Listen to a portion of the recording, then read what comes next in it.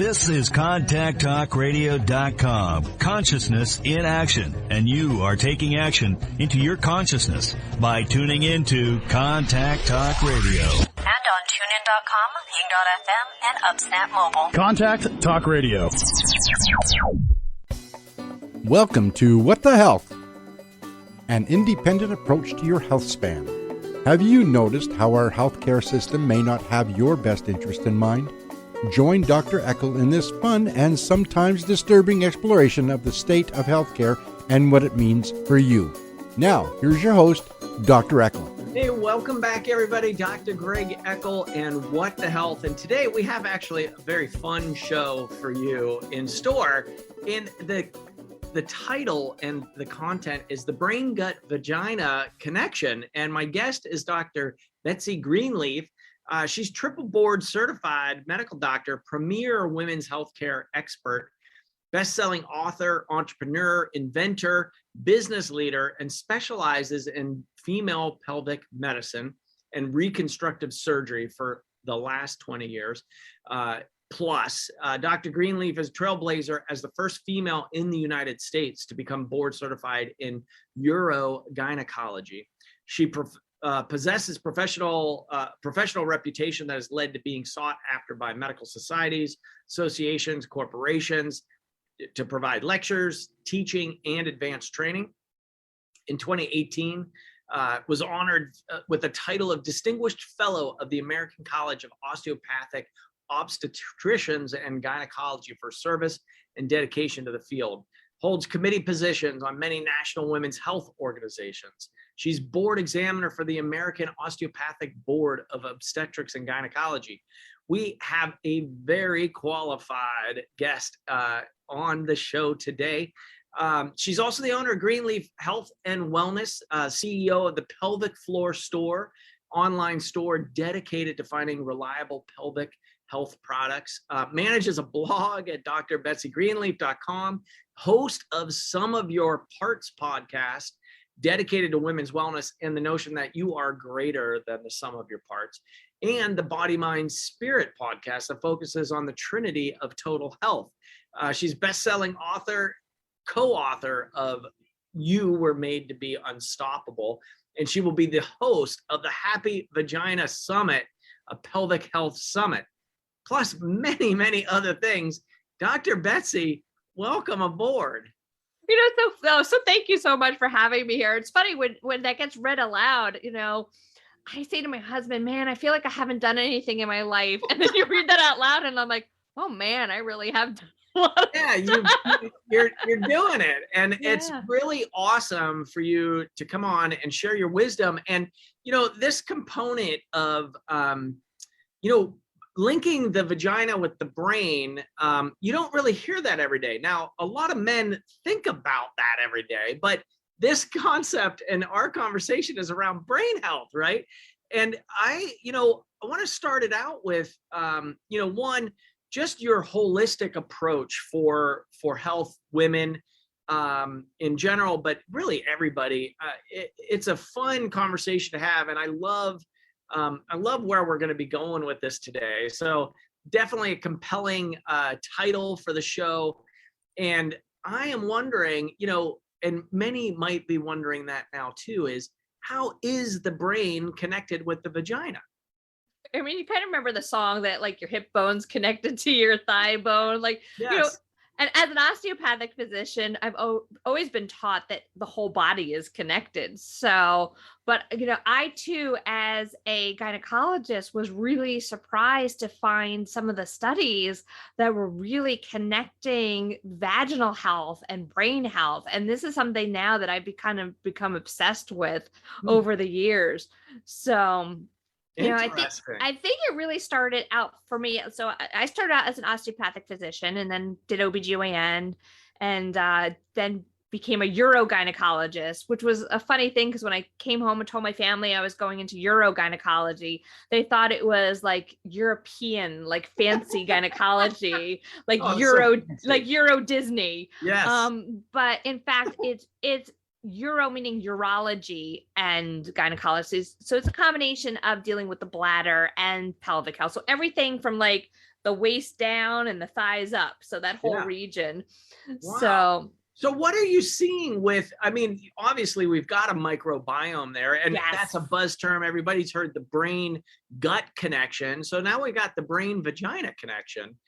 What are you seeing in that, bro? Yeah. So, and even it's also connected with the gut. So we go, talking about the gut brain connection, we'll start there easy because we'll ease into the vagina. Okay. And so, cause a lot of people have heard about That's the gut. Pretty much preferred all the time. Yes, exactly. I highly recommend it. So, we've heard a lot about the gut brain connection, and a lot of people still are asking, well, what do you mean by the gut brain connection? And we know that 95% of our serotonin, our happy hormone, is made in our gut.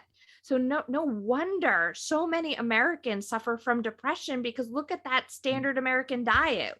We're ruining our gut. So now all of a sudden that's affecting our brain. I mean, a lot of our neurotransmitters are made in our gut. And so that's affecting our brain. Was it like 80 to 85% of our immune system is made in our gut. So we have all this. So it's funny to say, like, well, where does it really start? Does it start in the brain? Does it start in the gut? Does it start in the vagina? But now we'll go into the vagina. So what's going on in the vagina is we have a microbiome there. So microbiome is just like a mini universe of organisms, and the microbiome of our mouth is different than that of our gut, that's different in the vagina. And so for years they thought, the vagina was its own little place by itself. Yeah. But they're really finding out now that there is this, when the microbiome is off, that there are the body is able to sense this, and they believe it's through the vagus nerve. They're still working on trying to figure that out, but they believe it's through the vagus nerve. And what makes sense now, and it's kind of like this big light bulb go, aha, is that if the microbiome is off, nature wouldn't want you to be reproducing, because it wouldn't be an ideal time to reproduce, because you're higher risk of infections, higher risk of having issues with a pregnancy not developing right. So what the body is doing is it's sending messages to the brain, that's sending messages to the body like, hey, this is not the ideal time to be reproducing. So we end up having dampening of a lot of the hormones. And so this is why some women will have infertility. So it may actually be because the microbiome of the vagina is off. Now, the other side of that is I have so many women that come in the office, especially like perimenopausal, menopausal women, who sex drive is kind of starting to go down, and they're like, give me hormones. And you give them hormones and nothing gets better, and you give them more hormones and nothing gets better. Well, now they're saying that it's this connection between the vagina and the brain, that if the vagina, once again, if it's off, the brain's going, well, it's not time to reproduce. And your brain doesn't know the difference between you want to have some fun and you want to be making babies. So this is why they're connecting now sex drive with the vaginal microbiome. Are there ways to measure the microbiome? I mean, we know about, the gut microbiome and the testing there. There's nasal microbiome, and there's some testing there. My guess is there is also vaginal microbiome testing. Yeah. And it has, like, in the last year or two, has really kind of gone crazy with what we're able to test. I've been testing vaginal microbiome for about maybe 12, 15 years now, but it's not standard of care. I mean, even traditional gynecologists don't even know about this. I lecture all the time about it, but even like what our society, our gynecologic societies approve for testing is still we're stuck in the 1950s with how we test. It's really, we're testing pH and we're testing for abnormal cells, but we're not actually testing for microbiome. But there are, starting in probably the early 2000s, was PCR testing. So that starts to look at the DNA presence of the bacteria through, I don't exactly know how they process the PCR, but it's polymerase chain reaction. But now everybody is now familiar with PCR testing. Yeah. And now we've graduated to something called next generation sequencing. And next generation sequencing has blown the microbiome out of the water, because with polymerase chain reaction testing for the vagina, we can only find what we're looking for. So we go there and we're like, okay, we're looking for yeast, but there's all this other stuff and we're blinded to it. You can't see it. So, and we want this one bacteria called Gardnerella and we're looking for it. And there's all this other stuff like right in front of our faces, but with PCR, you can't see it. With next generation, it goes, we don't know what we're looking for. Let's just scan and find what's there. And we're finding bacteria that nobody even knows. Like they're having to invent names of this bacteria. Like they don't even know what this stuff is. And so that's where it becomes really exciting. So that's super fascinating. And see, you know, of course it's there and it's complex. And then seeing the interchanges between it and the gut.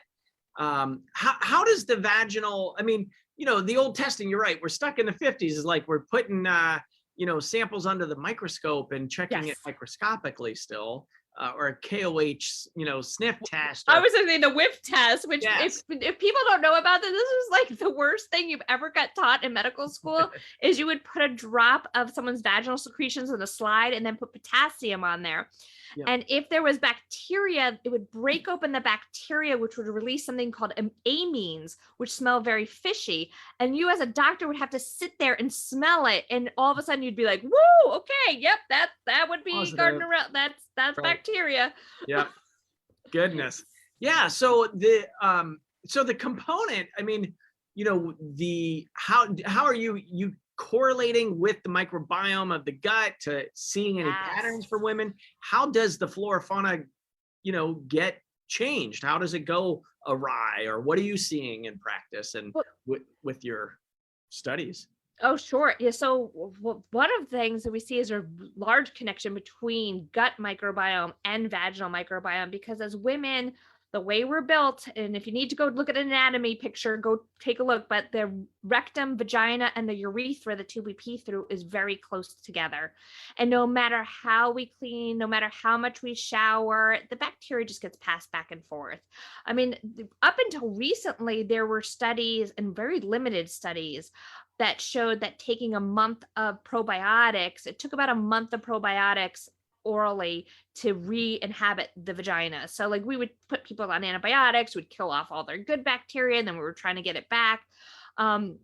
So this was some of the older studies. Now we're actually able to find that because of this advanced testing, they're actually look for more things, and they're finding which probiotics actually work better in repopulating the vagina. So part of it is that if the gut is off, then the vagina is going to be off. Sure. And so like sometimes we see women with chronic yeast infections, and that's kind of, for a large part of my practice, was kind of like my arch nemesis was yeast. It'd be like, you do things for them, you treat them, you'd give these like slimy vaginal creams, and then they wouldn't get better. And then it wasn't until I started testing gut, and I'm like, oh, wait a minute, look, like their gut has so much yeast, and that's what's getting into the vagina and causing the yeast infections. And then we go take it further. If you start listening to patients, and these were the patients who maybe had, not everybody, but they might be somebody who tends to have a lot of food cravings.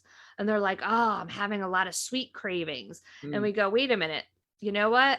It's the yeast that's telling your brain, feed me, because the yeast wants to live on the sugars. So the yeast is interacting with the brain and actually getting it to have these sweet food cravings too. Yeah, the bugs are so sophisticated that way, secreting into the bloodstream and hitting the brain and saying, feed us, feed us. It's really kind of alien if you think about it. It really is. You know, it is, you know, they're not entirely in our bodies there either, right? They're still kind of in a hollow tube that would come out.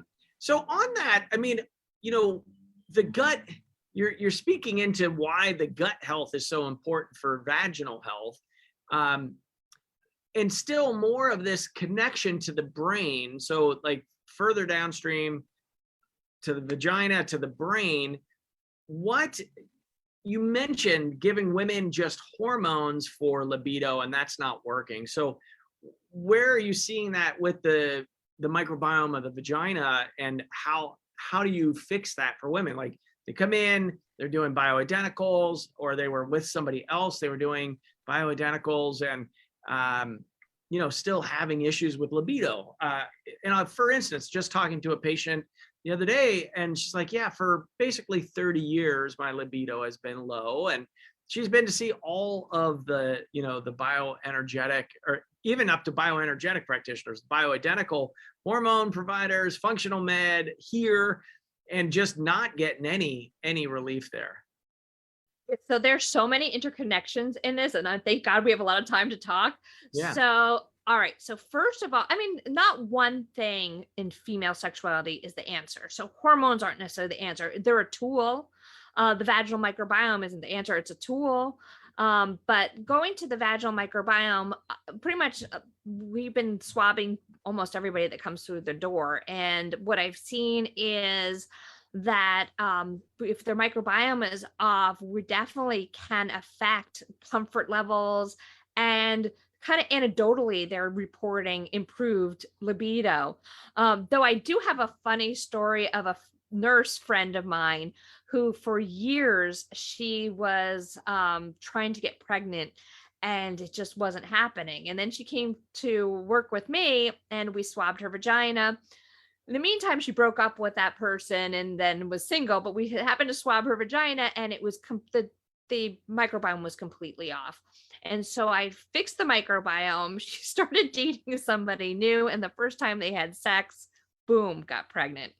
So, that definitely can affect fertility. And that's something that we're not looking at with the fertility patients. Yeah, for sure. So, that doesn't even, that doesn't even get considered in fertility. It's just really looking at hormones and are you releasing eggs, and just on that kind of higher level of, it sounds almost a little archaic when you say it that way, of like, why aren't they looking at this? Yeah. And then if you want to look at things from a brain standpoint, and how, because we've talked now about how the gut affects the vagina, how the gut affects the brain, but how is the brain affecting those other aspects?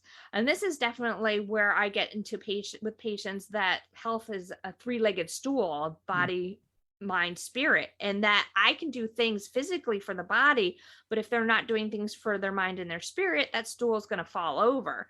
So we know that stress has a really big impact on the gut and on our immunity.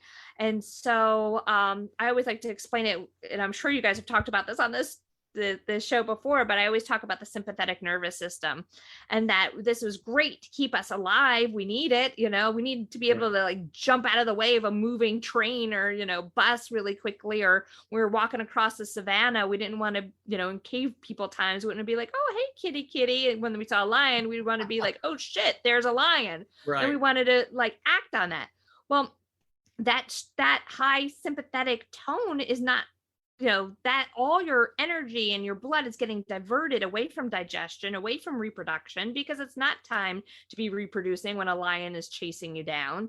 So, but the difference between how our sympathetic nervous system is supposed to be acting and what's happening in modern times is we're under a lot of work stress, maybe family stress. We're under physical stress. We're not sleeping well. We're not drinking enough fluids. We're sitting in front of screens all day long. And our body doesn't know or our mind doesn't know the difference between that stress and it being constant and okay, we're running away from this lion. So that constant stress, now we're once again pulling away our resources from reproduction. So that's going to affect libido. And now we're also pulling away from digestion. So now we're throwing off our gut and causing leaky gut and throwing off our microbiome in the gut. And now we're throwing off the microbiome in the vagina. And so, yeah. And forget about the effect of the hormones. I mean, we're diverting all our hormone production away from sex hormones into cortisol, which also increases our risk of infection and immune issues. Sure. So it's I've sometimes tried to map this whole idea out, and it just turns into this crazy lines and circles all together, because everything is really interconnected. It so is. That aspect, treating whole dynamic heart-centered beings moving through time and space. I think it's something that we all in our community in the functional medicine realm, I think do a very good job of addressing more of the, you're greater than the sum of your parts. I love that concept that you got out there. How about, around urinary tract infections? As we age, women, have an increasing risk of that happening. Why is that? Yeah, so now this also goes with vaginal health, because the vagina becomes the reservoir of the bacteria. And because it's very close to the urethra, the tube that you pee through, it can easily get up into the bladder and cause urinary tract infections. But then you go, okay, once again, what's throwing off the vagina? So other than stress, other than being on antibiotics, other than just, poor diet, is especially as women get older in perimenopause or menopause, you actually get a thinning of the vaginal tissue because of estrogen lowers, and we get this thinning tissue. And what happens is, so in somebody who's younger and who's menstruating, their tissue's nice and thick and they're growing new cells and the old cells are sloughing off. Those old cells that slough off contain something called glycogen, which is the food source for lactobacillus. And so lactobacillus is the healthy bacteria that keeps all the bad guys away. And it does so by producing hydrogen peroxide. And so it makes the vagina actually very acidic, and those other bacteria don't want to be there. So this is why, when you're younger, you still can get urinary tract infections, but you're not as likely to get them as someone who's older and who's now gone through, where basically that tissue thins out and the lactobacillus starves to death because it has no food source. And so once it leaves, it's like all the other guys, they're like, hey, we're moving in. And it's not just one bacteria, they're all coming in. And so they all start to take over. And now they're just that much closer to getting into the bladder. And which is also fascinating, is for years, we thought urine was sterile.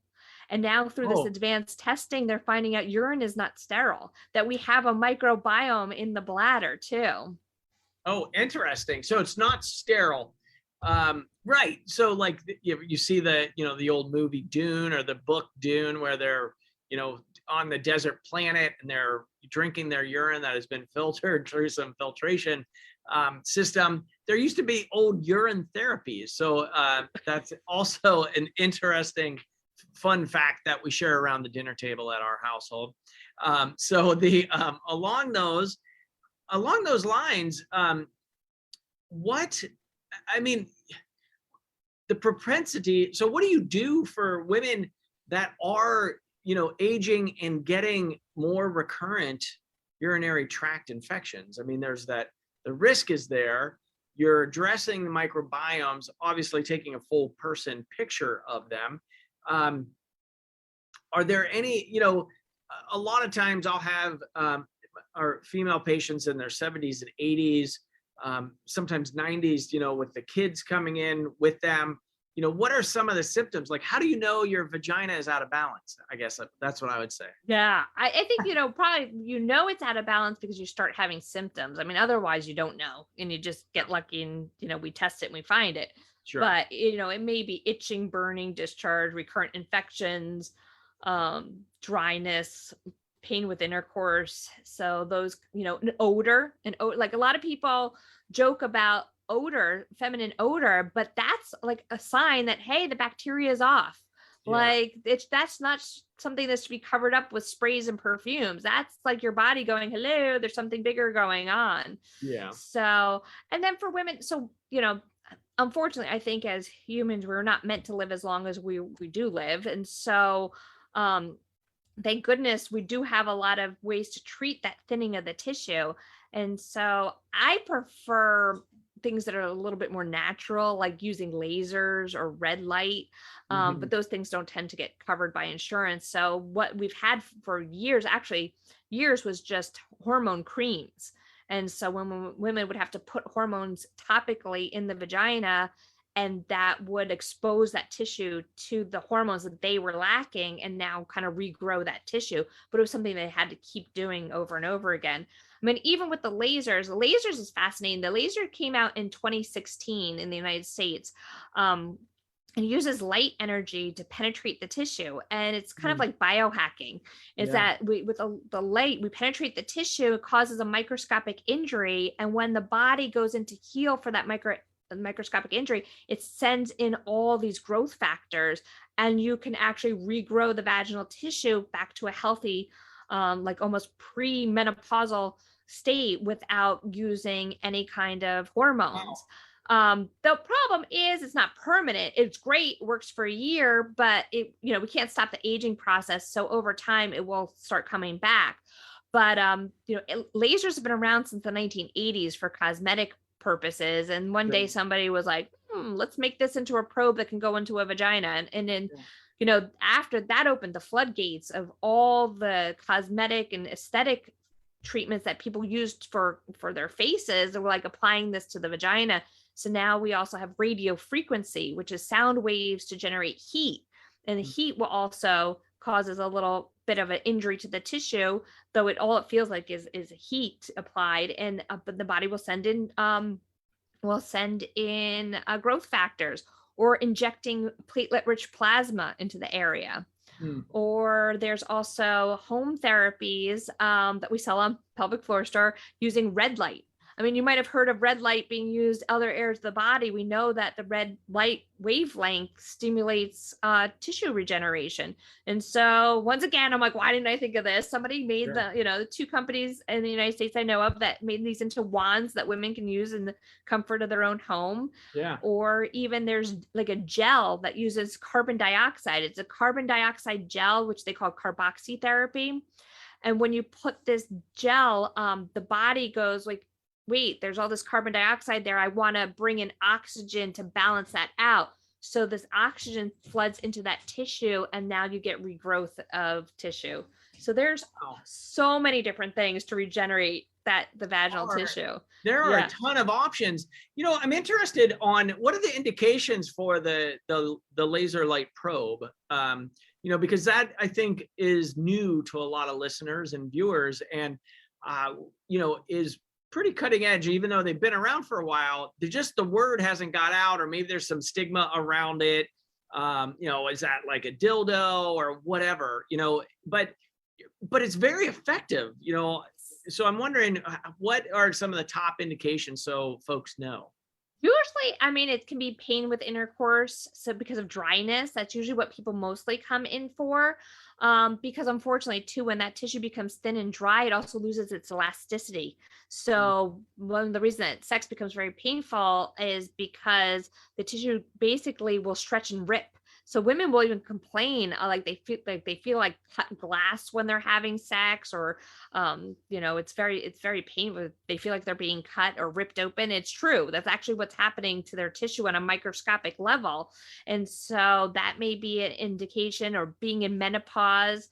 Some women who've gone through breast cancer and have been on anti-estrogen treatment, and they don't want to take hormones, that's a great option. And then traditionally it's been focused on those menopausal, perimenopausal women, but we know that issues like being on birth control tricks the body into thinking you're pregnant, and that will really drain your hormone levels. And so they can have the same issues with the vaginal microbiome being thrown off and vaginal dryness. Or a woman who's just given birth, that they will also have problems with a lot of vaginal dryness. So the laser can be used for them also. Wow. Oh, that's great. Incontinence, is that another one that is a big use for the probes?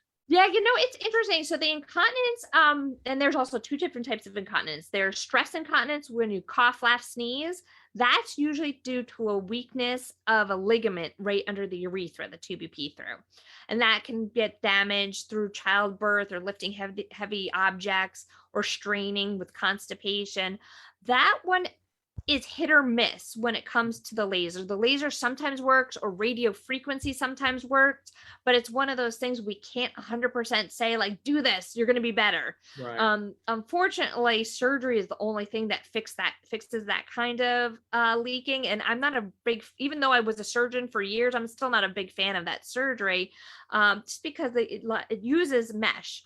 And a lot of people have heard of vaginal mesh, but the mesh used for slings is still the same thing as vaginal mesh. It's just you're implanting something in the body. And for the most part, people do well with that. They do perfectly fine with it. But there's always that person that can have a problem with anytime you implant something that's not natural into the body. Yeah. Sure. And the other type of incontinence, urge incontinence, and they don't exactly know what causes that. Though my question is it a microbiome thing? Because urge incontinence is our nerves become like oversensitive in the pelvic floor and in the bladder, and we get that like where you're 1 minute you're fine, next minute you're like, I gotta go to the bathroom.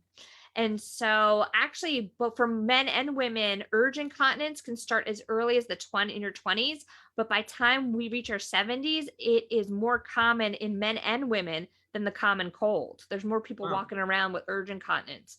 That's why, unfortunately, the adult diaper industry is it's a couple $1 billion industry. Yeah. So, but for women, one of my thoughts is, and I don't have 100% proof, is that if that microbiome is off in the vagina, that may be causing some inflammation, because we know that when the microbiome is off in the gut, we get inflammation in the gut. So could it be that inflammation that's also is also adding to that urge incontinence? So once again, using those treatments to balance out and kind of regrow that vaginal tissue can help with urge incontinence. Not the 100% perfect, it's not the 100% like this is going to fix it for sure, but in some people it definitely can help. Interesting. Yeah, that just totally fascinated by the topic. So coming back to like with menopausal women and having a higher propensity for depression, anxiety, and pelvic pain, and wondering, connections there back to the brain, to the gut. What is the thought of why is that occurring at a higher percentage as women age? Yeah, so there's so many things with that. So, I mean, number one, we have the vagina. If the vaginal microbiome is off, then that can be affecting, not just libido, but even like hormones, like any hormones you actually even have left are going to be affected even more so. And then if, usually what I see is not so much that it's their menopausal with the anxiety, is that they have had that many more years of eating a poor diet and a poor lifestyle, and it's now finally catching up to them, because there's a lot of stuff you can expose yourself in your 20s and get away with it. But now all of a sudden we're hitting 40s, 50s, 60s, and all those things we've been doing to our body all this time is now catching up. And so that's why I think we see a lot more symptoms with the, with especially the anxiety and depression. Now, when it comes to pain, we always talk about estrogen and progesterone being these hormones of like sex hormones that control menstruation, that aid with fertility, but they're also neurotransmitters. And so we know that actually too much estrogen can actually make you more susceptible to pain, and not enough estrogen can make you susceptible to pain. So this is why a lot of pain syndromes, there's not just pelvic pain, could be like, arthritis and back pain. You're going to see more pain syndrome showing up in menopause because you don't have that production of estrogen. And then you have progesterone, which is also produced by the ovary. That's a neurotransmitter that helps with relaxation. This is why even when we do have people take it as a like supplementing their hormones, we have them take progesterone at night because it can be sedating. And they also have found that people with seizure disorders, say like someone's had a hysterectomy. We used to be like, oh, you had a hysterectomy, you don't, had your uterus and ovaries out, you don't need progesterone, you just need the estrogen. Well, they found that women that are just exposed to estrogen, if they have a seizure disorder, they're more susceptible to seizures, because you need the neurotransmitter activity of the progesterone to kind of balance and quiet those seizure activities.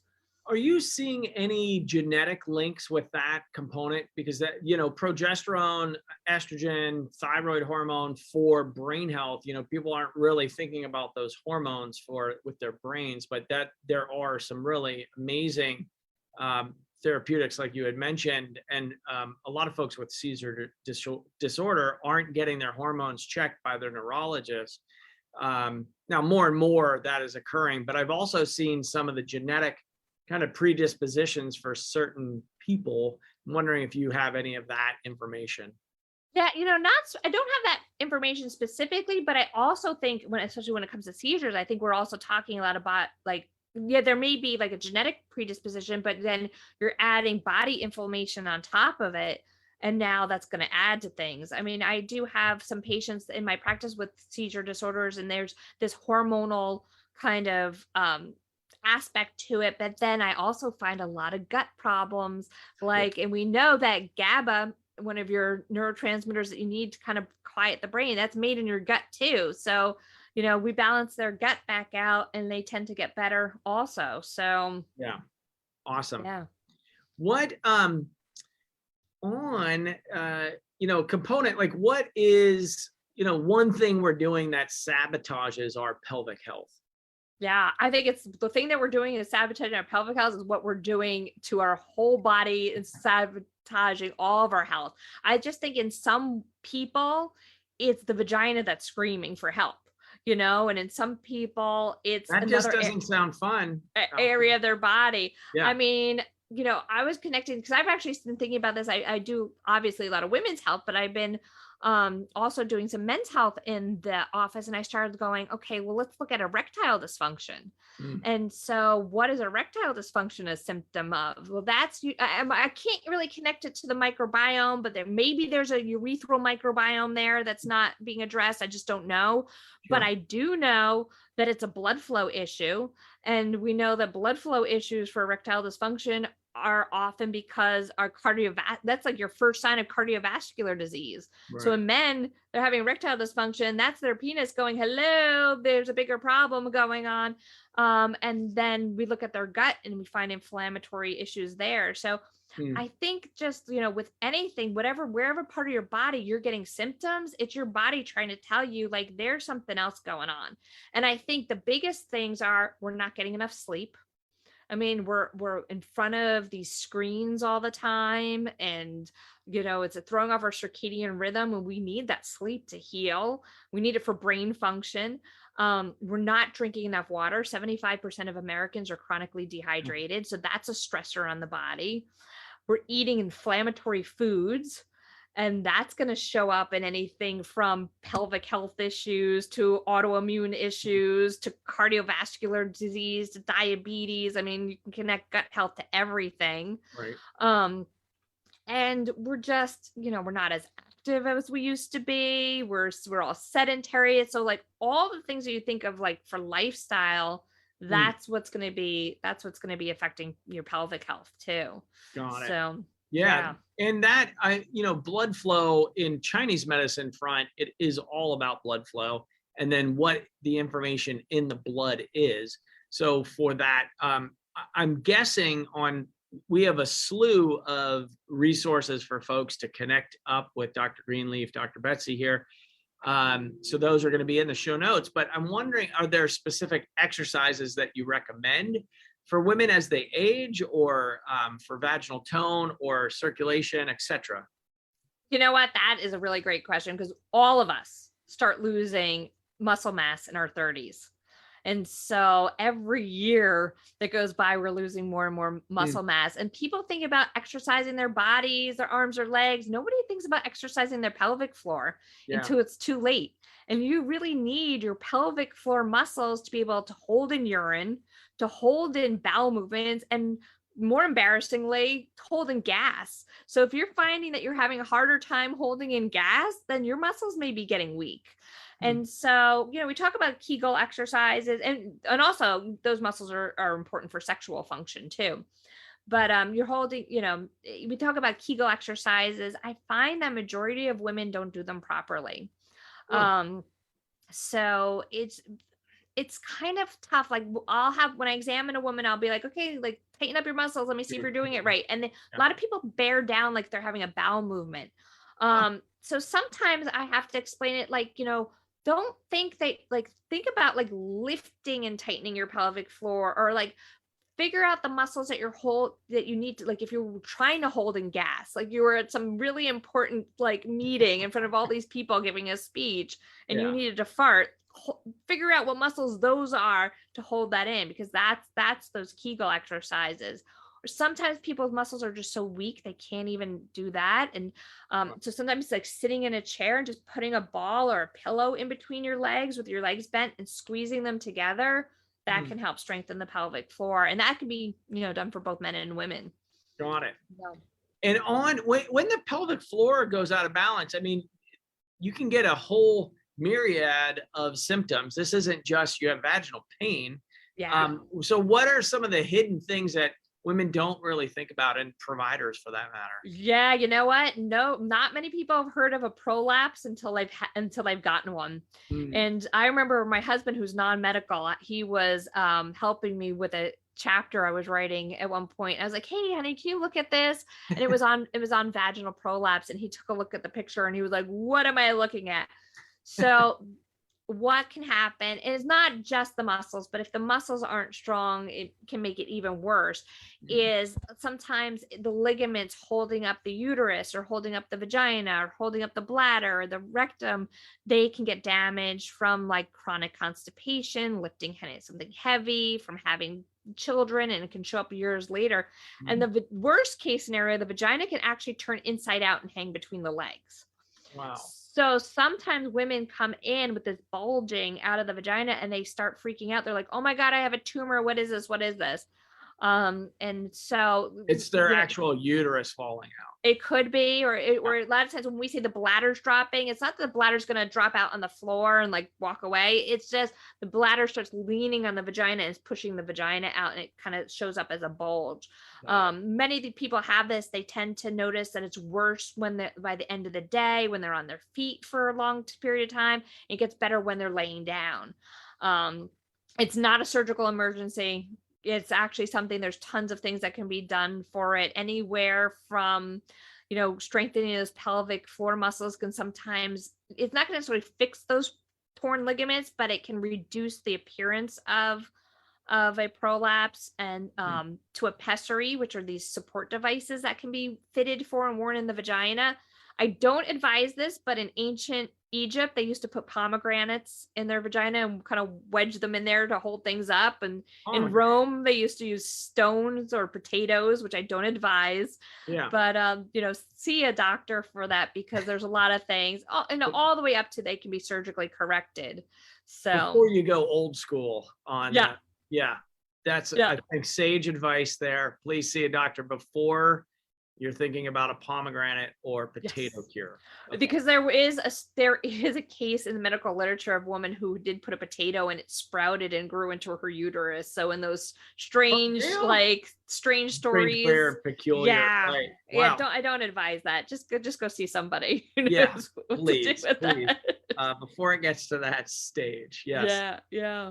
Well, with super, super fascinating. So coming down to the kind of the last third, let's call it, what's some simple, actionable things that listeners can do to help pelvic floor tone, the microbiome of the vagina? I think this is the most we've said vagina on What the Health. So thank you for that. I know. Did you know there was a study that said that 65% of women cannot say the word vagina? They're very uncomfortable with it. 65%.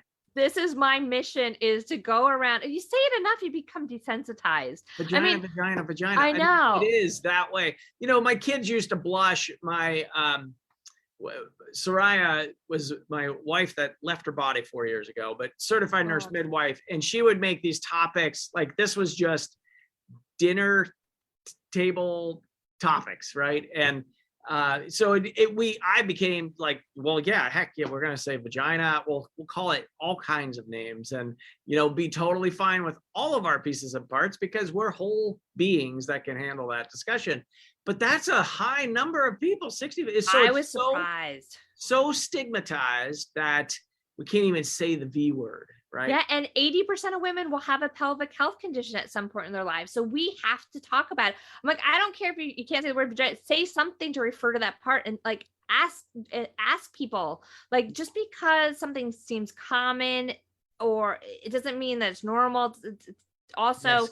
Like, no question is a stupid question. Like, this is your health. I mean, if you had a problem with your elbow, you'd be like, hey, can somebody take a look at this? Yeah, So, right. Yeah, There's nothing to be embarrassed about. And it is just another area of the body. It just seems to be, a little bit more charged in our minds from culture, I suppose, I would say a very imbalanced culture at best, because it is, basically that's how we all got into the world, was coming through there. So exactly. without vaginas, none of us would be here, right? Yeah, I know. I agree. And it's funny because how do you become desensitized? I definitely did not go to medical school to be looking at vaginas all day long. I was like, who would want to become a gynecologist?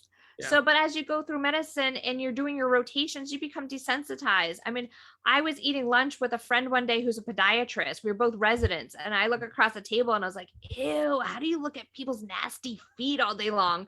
And she almost choked on her sandwich. She looked up and she's like, are you seriously asking me that? And I was like, oh yeah, I forgot what I do.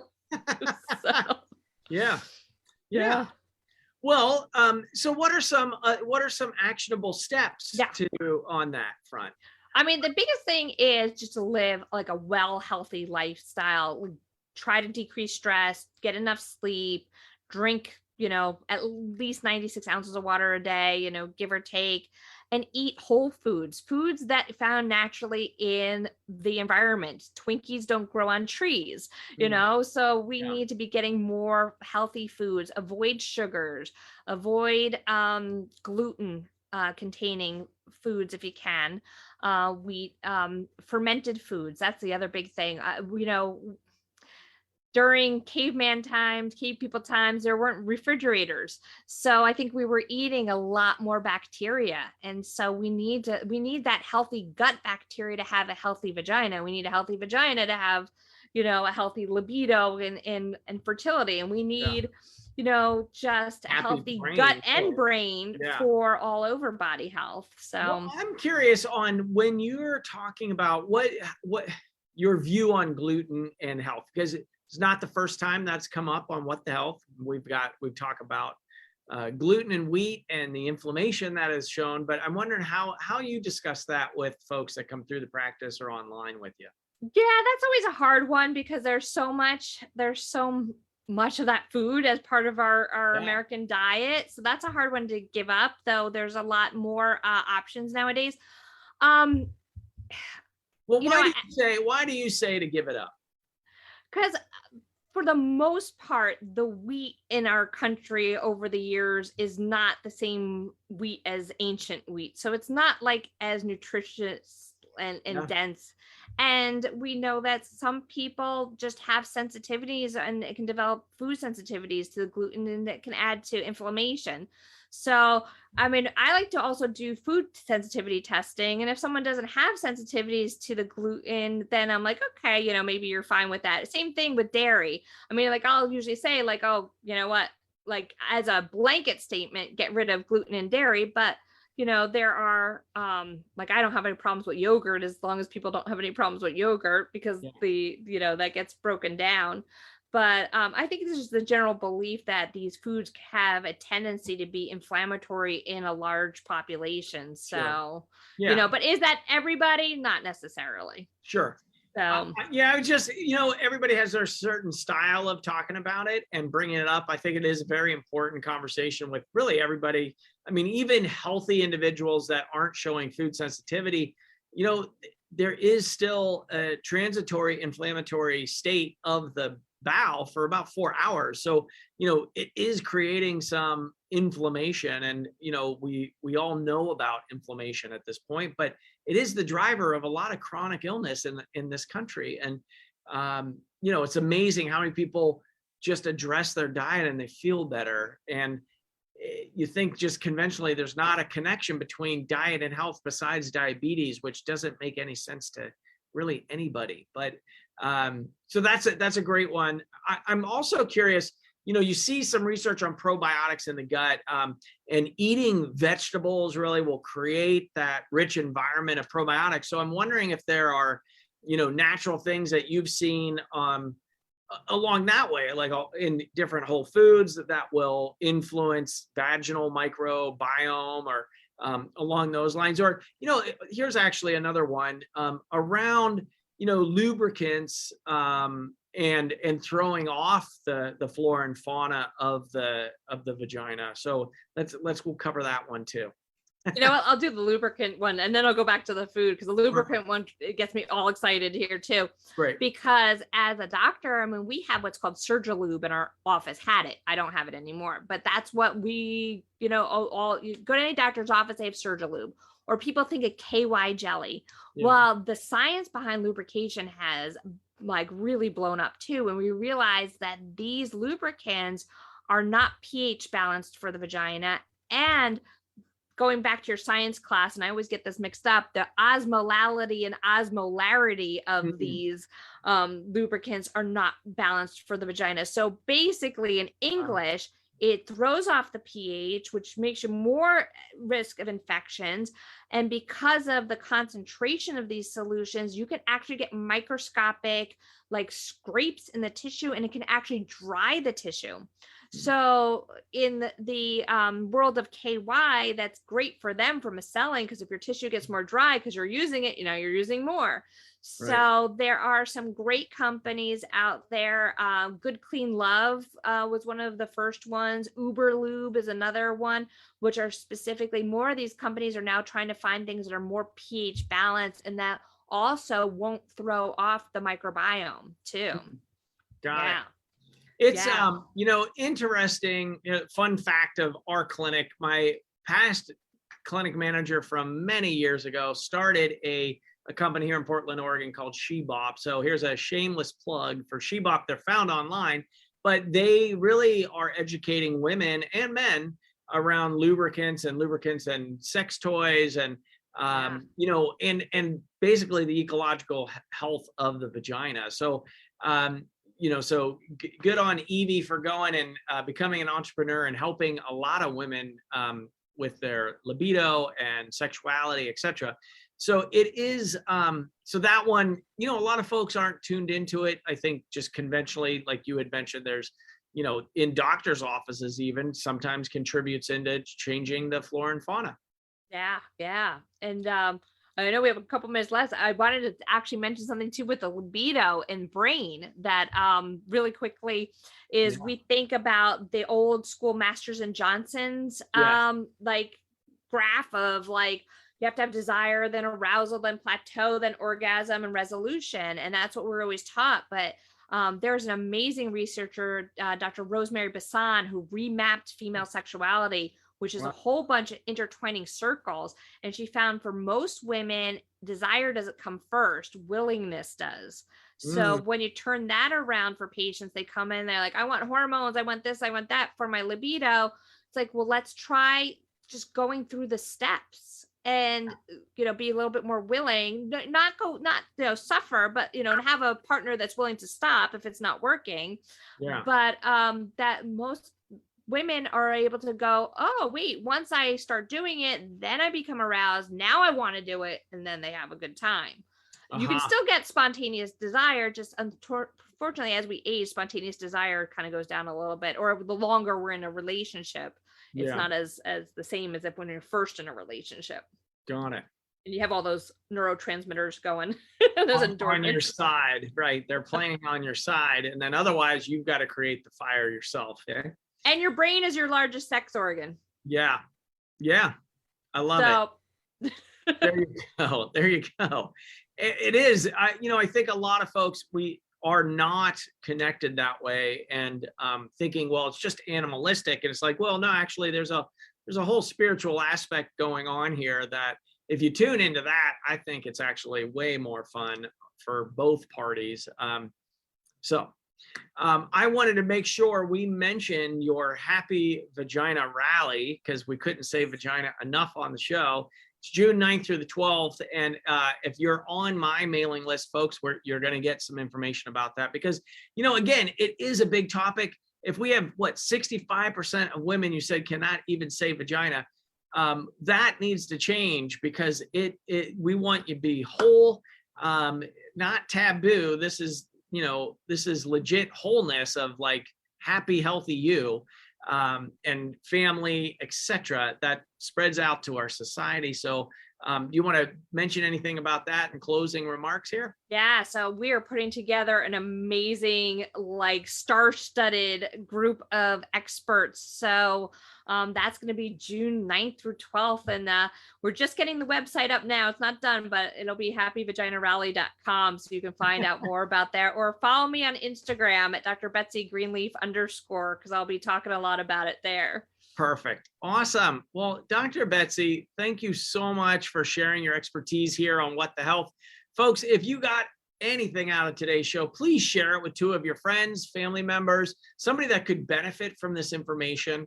We're not getting it from the top down, so it's on us to share this out there with the world. And if you like today's show, give us a 5-star review and write down in the comments what you liked about it, because that makes a difference. You could change somebody's life by just saying what you liked about the show, and they'll tune in as well.